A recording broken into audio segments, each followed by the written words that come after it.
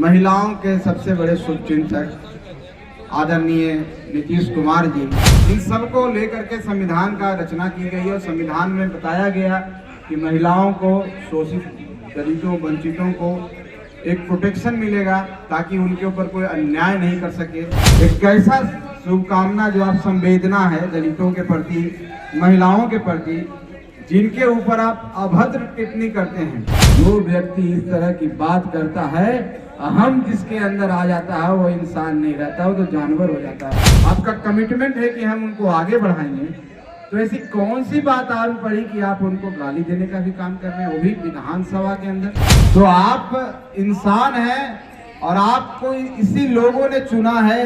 आपको इन्हीं लोगों ने ये मौका दिया है कि आप उनकी सेवा करें, करने के लिए यहाँ पर उपस्थित हैं। जो भारत के जो अभिवंचित वर्ग है, जिसको संविधान के रचयिता बाबा साहब भीमराव अम्बेडकर ने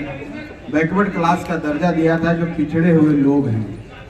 और संविधान में एक परिकल्पना की गई थी और संविधान के अनुच्छेद 46 में भी एक ऐसी बातें हैं कि हम समाज के पिछड़े लोगों के, जिसको वीकर सेक्शन बोलते हैं, उनको अपलिफ्टमेंट करने के लिए, सोशल जस्टिस के लिए, अन्याय से खिलाफ उनको एक इम्यूनिटी देने के लिए, प्रोटेक्शन देने के लिए, चाहे वो उनको सामाजिक स्तर पर हो, एजुकेशनल स्तर पर हो, चाहे और भी किसी स्तर पर उनके साथ अन्याय न हो, इसके लिए अनुच्छेद 46 का प्रावधान महात्मा गांधी जी की परिकल्पना से ले करके हमारे भीमराव अम्बेडकर जी के परिकल्पना, हमारे बाबा साहब के परिकल्पना पर हुआ है। और विभिन्न अनुच्छेदों के माध्यम से जो फंडामेंटल राइट्स है हमारा, उसको मान के चलिए कि आप 13 से ले करके 14, 15, 16 खास करके जो रिजर्वेशन की बात करता है, अपॉर्चुनिटी की बात करता है, एम्प्लॉयमेंट की बात करता है, इन सबको लेकर के संविधान का रचना की गई और संविधान में बताया गया कि महिलाओं को, शोषित दलितों, वंचितों को एक प्रोटेक्शन मिलेगा ताकि उनके ऊपर कोई अन्याय नहीं कर सके, उनके ऊपर इस तरह की कोई बातें नहीं हो। और दूसरी तरह से हमारा एट्रोसिटी एक्ट बना कि जब उनके ऊपर अन्याय होता है तो संविधान ने हमको शक्ति दी है कि उनके ऊपर कार्रवाई होती है। और वो इसी डर से लोग, अनुसूचित जाति के लोग, जो पिछड़े हुए लोग हैं, समाज के उन लोग जिसको दबे कुचले बोलते हैं, जो आज भी सोशली, इकोनॉमिकली, एजुकेशनली अपलिफ्ट नहीं हो पाए हैं, ऐसे लोग को संविधान ने इम्यूनिटी दी है। लेकिन जो व्यक्ति अपने आप को बिहार का ही नहीं, भारत का नेता बताते हैं, दलितों का नेता, महिलाओं के सबसे बड़े शुभचिंतक आदरणीय नीतीश कुमार जी, और हर जगह कहते हुए थकते नहीं हैं कि हम उनके लिए ये काम किया, उनके लिए काम किया, कोई दूसरा करेगा? जी हम ही तो किए हैं, हम ही हैं तो महिला की आवाज है, हम ही हैं तो दलित की आवाज है। और ये भी कहते हुए नहीं थकते हैं कि हमने तुमको बनाया, हम हैं तो तुम मुख्यमंत्री बने हो, नहीं तो तुम सपनों में नहीं सोच सकते थे कि तुम मुख्यमंत्री बनते हो। तो एक कैसा प्रेम है, एक कैसा शुभकामना जो आप संवेदना है दलितों के प्रति, महिलाओं के प्रति, जिनके ऊपर आप अभद्र टिप्पणी करते हैं, उनके सम्मान में विधानसभा, जो कि लोकतंत्र की मंदिर है, वहां पर हम इसलिए बैठे हैं कि जनता ने हमको विश्वास के साथ वहां भेजा है अपने लिए विकास करने के लिए, ऐसे कानून बनाने के लिए जो उनको सुरक्षा देता हो, उनके लिए शांति और समृद्धि का रास्ता तय करता हो।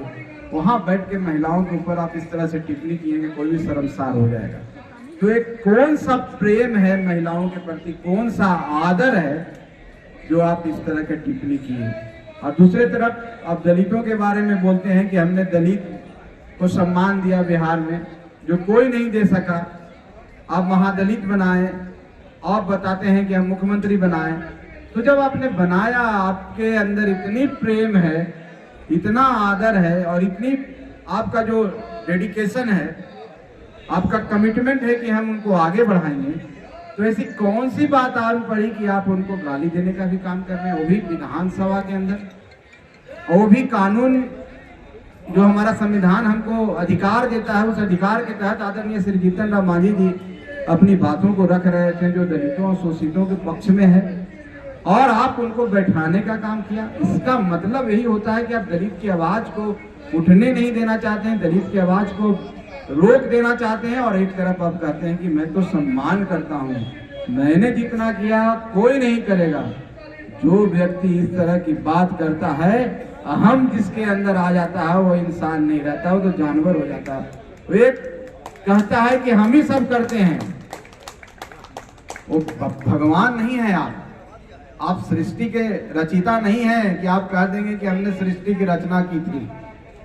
तो आप इंसान हैं, और आपको इसी लोगों ने चुना है, आपको इन्हीं लोगों ने ये मौका दिया है कि आप उनकी सेवा करें, ना कि उनके ऊपर जुल्म करें, उनको बेइज्जत करें, और ये दिखाने का काम करें कि तुम सदियों से तुम्हारे ऊपर अत्याचार होते आया है, तुमने नजर उठा के नहीं देखा, आज तुम्हारी साहस कैसे हो गई कि तुम आवाज इतनी बुलंद करके बोलो। ये बर्दाश्त उनको नहीं हुआ, और ये जो ढोंग वो कर रहे थे कि हम दलित प्रेमी हैं, दलितों का सेवा करते हैं, दलितों को आगे बढ़ाने का काम करते हैं, ये उजागर हो गया। और उस हमाम में सबके सामने उनका चेहरा लोग देख लिया कि कितने दलित प्रेमी हैं।